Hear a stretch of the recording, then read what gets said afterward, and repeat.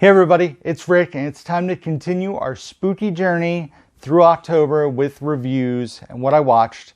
Today is going to be probably the shortest of the 4 October review videos. We only watched 5 movies in this week, but there was a reason for that, and we'll talk about that at the end of the video. But first, let's dive right in. And I'm only going to hold this title up for the first movie because it does have the first 3 movies we're going to talk about. And that is the Scream franchise. This set here features Scream, Scream 2. My fingers don't work.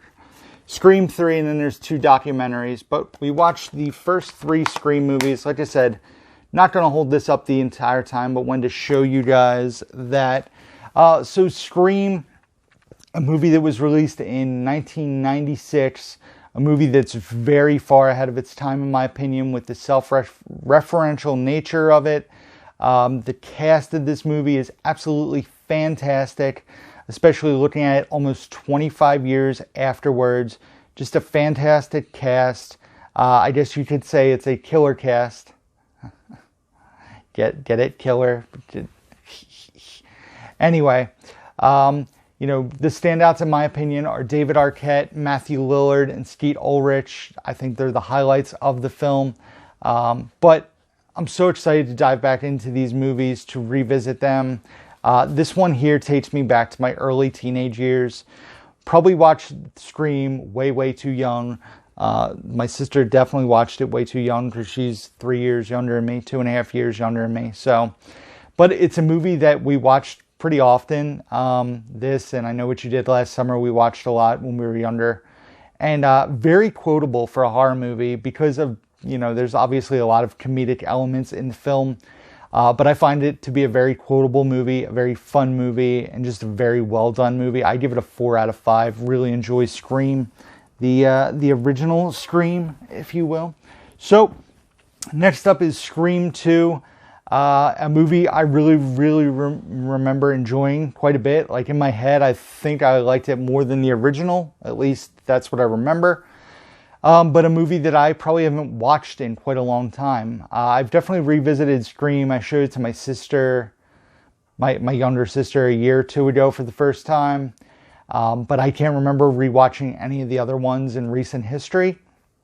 So dove back into this, and while I will say I don't think it held up nearly as well as I wanted it to, I still think it is on par with the original, probably just below the original though for me, because Scream is probably closer to a 4.5 than a 4.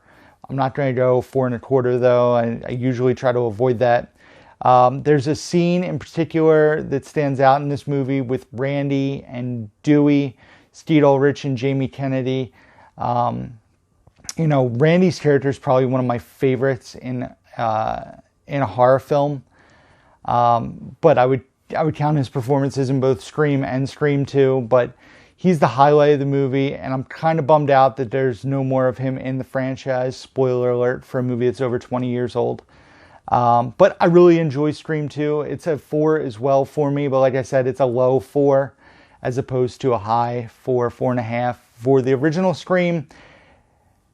And then there's Scream 3, which lost Kevin Williamson as the writer. He was the writer for the first 2 films.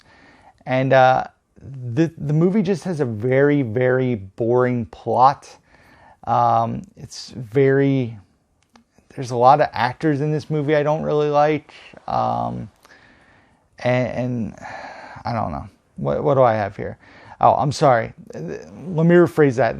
There's all the actors and the director of the Stab 3 film I find to be very unlikable, and they're a major part of this movie. I shouldn't have said there's a lot of actors I don't like. I should have read my full note, but I'm trying not to stare down at a piece of paper the whole time. It's not as good as the other 3 movies in this franchise, and in my opinion, it's a pretty big step down from the other 3 films in this franchise. It is the weakest part of this movie. I think it is funny that I remembered 2 things about this movie, and those are the 2 things that still stand out to me. As a Kevin Smith fanboy, obviously I find it funny that Jay and Silent Bob are at the studio where they're shooting Stab 3. Perhaps a reference to Jay and Silent Bob Strike Back when they're in Hollywood trying to stop a movie about them being made. Also, the part of the movie where Jamie Kennedy has a cameo in a videotape sequence was pretty fun, pretty cool to see. I'm kind of bummed there wasn't more of a payoff with his sister presenting the videotape, but beggars can't be choosers. Scream 3 is the one to avoid in this franchise. I give it a 2 out of 5, just not a fan. And then we go to the most recent version, this being from I don't know why I said version, most recent film. This one's 9 years old now, from 2011. It is the classic Scroforum, or Scream 4, but if you read that, it sure looks like Scroforum. I previously had only seen this movie once on my initial watch of it when it first came to home video. I know this had Kevin Williamson come back as the writer. Wes Craven directed all 3 of the movies, if I'm not mistaken. I don't want to... Yep. Wes Craven had directed all 4 of the movies, and I know that a lot of people are up in arms that they're making another Scream, and Wes Craven, who's no longer with us, will not be involved, obviously. But it reunites Wes Craven and Kevin Williamson in Scream 4. And the reason I think this holds up so well is there's lots of critiques about reboots and sequels and remakes, and I like that it does that. Also, the cast in this movie is outstanding. A lot of young actors at the time just were really good. Obviously, you have Arquette and Campbell and Courtney Cox back in it, but you have Emma Roberts, you have Rory Culkin, you have Adam Brody, Anthony Anderson, Hayden Panettiere, Alison Brie is in this movie. So lots of younger stars, and it revitalized the franchise, in my opinion. I think it's very good. Not quite as good as the first 2 for me, but I really enjoyed the movie. I thought it was well done. I give it a 3.5 out of 5. It just is a bummer to me that Scream 3 isn't as good as the other 3 movies, because it's a really good franchise. It's classic, like slasher, but it's very self-referential. There's a lot of humor in it. And I think the movies all hold up except for the third one, between 25 and almost 10 years later. So it's good to see a horror franchise where it's not eye-rollingly bad, in my opinion. So the Scream movies, check them out, except for the third one. Just, I don't know, watch something else. Or just read the synopsis, maybe. And then the last movie we checked out was something I had never seen before. And it's funny because when I look at the other movies I've seen in this franchise, the fact that I'd never seen the movie we watched is pretty crazy. I had seen the remake of this film. I had seen Bride of Chucky. I had seen Seed of Chucky, but have never seen the original Child's Play film. The 1988 Child's Play movie I had never seen. I had seen the remake. I really enjoyed the remake, personally. So I got this set recently from a Facebook haul and wanted to check out, see what the hype was about. And it was a fun watch. I love that they keep the runtime of these movies to pretty much all below 90 minutes or close to 90 minutes. Of course, it's not on the back, but I was looking at runtimes and they're all like hour and a half here. The first one's an hour and 27, hour and 24, hour and 30, hour and 29. So I think for horror films, an hour and 30 is the sweet spot. I feel like when a horror movie is 2 hours, 2+ hours, it can really hurt it. I mean, it did not hurt. It certainly hurt, as I was bored out of my skull in a lot of it, Chapter 2, especially because there was a lot of rehash. But besides, I think horror movies, an hour and a half, an hour and 40 minutes at the most. Stuff like Babadook. Totally blanked. I had other stuff in my head. I was going to say stuff like the Babadook and I don't know. Anyway, horror movies tend to stick to an hour and a half formula. Like I think even 13 Ghosts and House of Wax, which I watched later in the month, spoiler alert, shorter run times, doesn't need to be a 2-hour movie. I think an hour and a half is perfect. It's like that for comedy movies too. I don't think comedy movies should be 2 hours and 2.5 hours. I think that's a bit ridiculous personally. But the backstory of this Chucky compared to the new one, I actually like the backstory of the new one more. This has more of a paranormal, spiritual setup as opposed to the new one, which is more technology. I guess that kind of fits in today's day and age where technology wouldn't have made sense 30 plus years ago. So I enjoy this movie. I personally, this will probably be a controversial take, enjoy the new one a bit more. But I will say that Burnt Chucky in the original Child's Play is pretty awesome and definitely the highlight of the movie. I gave Chucky, Child's Play, I keep saying the word Chucky, so I gave Child's Play a 3.5 out of 5.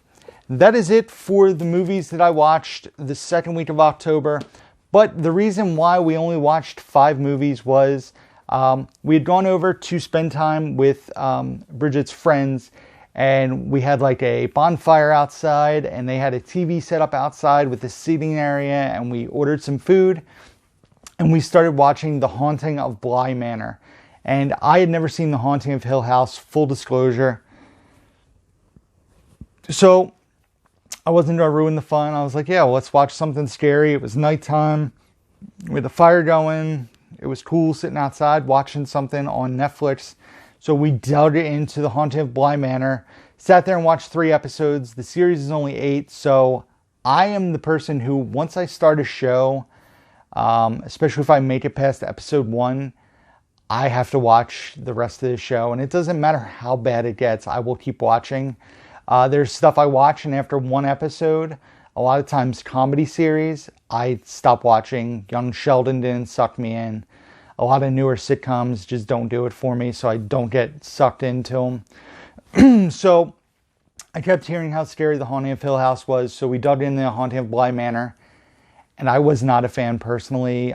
There are cool aspects of the show, but as basically an 8-hour long series, could have been done, in my opinion, in 4 to 6 episodes, probably 4, realistically.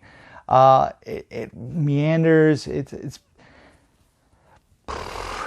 is not scary, in my opinion. There were a few moments. This was more of a romance series, in my opinion, but I don't want to get into that too much.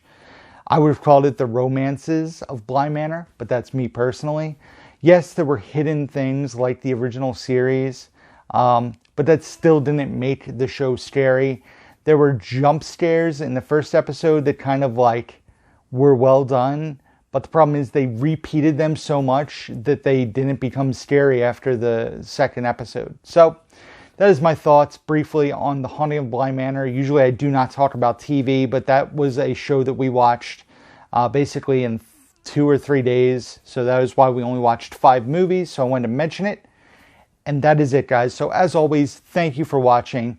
Be sure to check out the description box down below where you can find links to my Facebook, Instagram, Twitter, Blu-ray.com profile, Letterboxd where I rate and review all the movies I watch, Cinema Sickness's Spreadshirt where you can order a Down the Movie t-shirt. Also links to my eBay page as well as my Amazon wish list, my email address, P.O. Box can all be found down below. Also down below, be sure to hit the thumbs up button. Should be down right here maybe. You should hit that thumbs up button. And then you can subscribe right around here if you guys don't do so already. And then you can leave a comment down there. And I will try to respond back to your comments. What did you guys watch the second week of October? Let me know. And that is it, guys. So as always, until next time, who's down to movie?